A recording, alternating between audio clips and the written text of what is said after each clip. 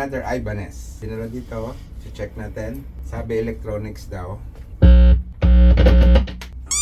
Oh, baka walang battery. Siguro. Wala nga. So, kabitan natin.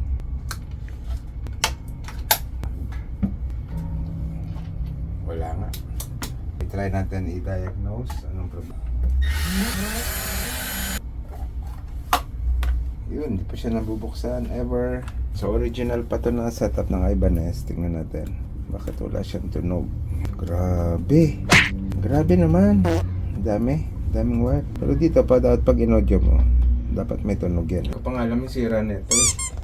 So umpisa natin from battery. Check. Yun, meron power 982. Next, dito tayo papunta. Papunta sa ground. Uy, bakit wala? Kaya siguro wala siyang tunog. Ito yung switch ng battery. Wala. Try muna natin palitan ng clip. Pwede tayo magputol. Ganyan pag nag-dial. Pwede natin itap muna. Huwag nyo muna permanent. Dito sa preamp. Kabit tayo ng power. Pag walang power, walang knowledge. Baliktad. May tumatawad. Kasi sabi ni ka-Ernie kasi walang knowledge, walang power. Ang gagawin natin? Sira ba?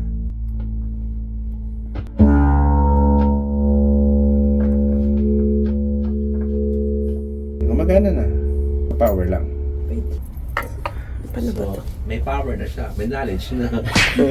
So nag-tap tayo ng sa battery kasi 10 race natin. Wala siyang power. So nag-tap muna ako sa preamp power papunta dun sa ground. So ito na. So ito na, itatap ko na lang. Gumagana na siya. Kaya kung walang power, walang knowledge. So, tatawagan natin si customer. Si John po, ito sa LG. Sir, yung preamp nyo is okay pa naman? Ano pong problema, sir? Dito sa power, may problema. Papunta dun sa preamp. So, baka rewire na lang to ang gagawin natin. Para makatipid kayo, hindi na kayo kailangan magpalit ng preamp. Okay po, sige po. Ganun na lang. Magkano na lang kaya yun, sir, pagka ano po? I-update kita mamaya, sir, kasi pinaandar ko pa lang siya eh. So, check ko pa lahat ng parts mo kung walang papalitan, switch, jack, ganyan. At least nakatipid kayo, sir. Yay! Okay, salamat. Thank you, sir. Salamat Sige po. Thank you po. So, matawagan na natin siya. Dito kasi sa shop, pag hindi naman kailangan palitan, hindi natin papalitan. Para makatipid yung customer. So, malamang magre-rewire na lang tayo. Ayusin natin tong maggulong wiring. Ang dami siyang unnecessary wire. So, palit, battery clip, rewire, and check natin lahat ng parts kung may cleaning or replacement. Yan lang. So, makakatipid ka kaysa naman din babayaran mo yung buong preamp replacement. Opa!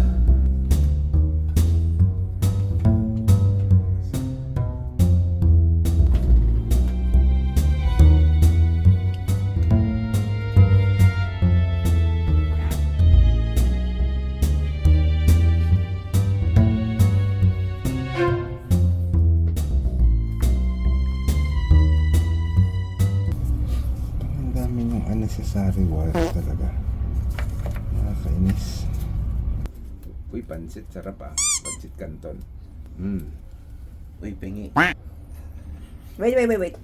Masyadong naka-ano. Pansit. Gusto nyo pansit? Gusto nyo bihon ng pansit Canton? Ito. Ang dami unnecessary wires. Kaya magulo.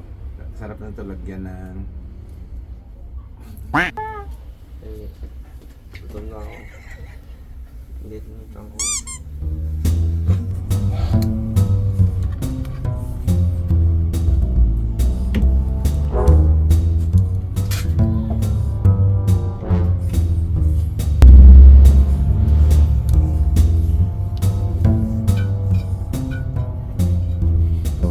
Tapos sinasalpak na lang nila kaya gano'n.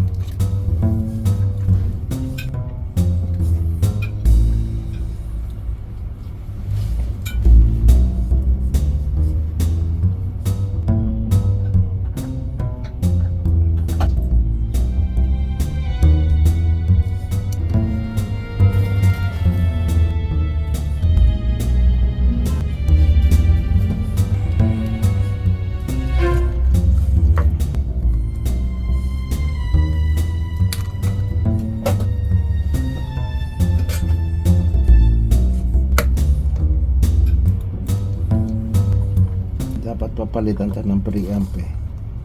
Siyempre, mas mahal yun. Kaya siyempre, diagnose muna natin.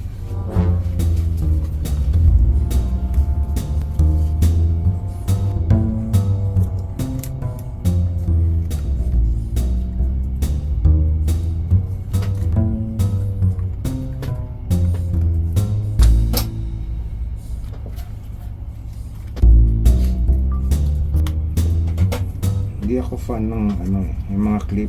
Kasi pag yan nag-loose, wala na. The end.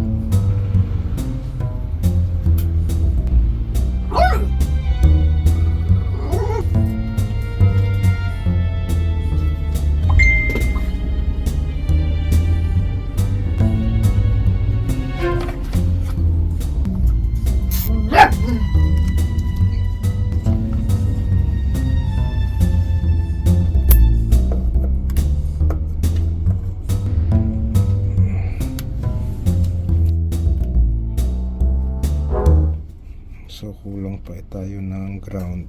Kasi kaya siguro mabilis maubusan ng battery to. Dahil pinagsama niya yung switch tsaka sa ground. Wala. Ayun. Hiwalay na siya. Good.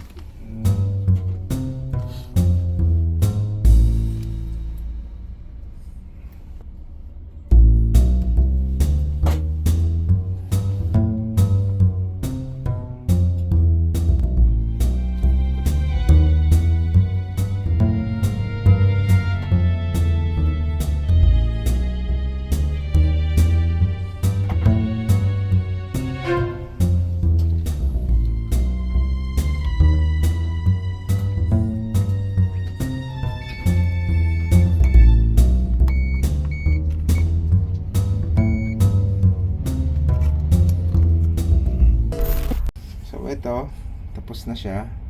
Layo na dun sa pansitan kanina.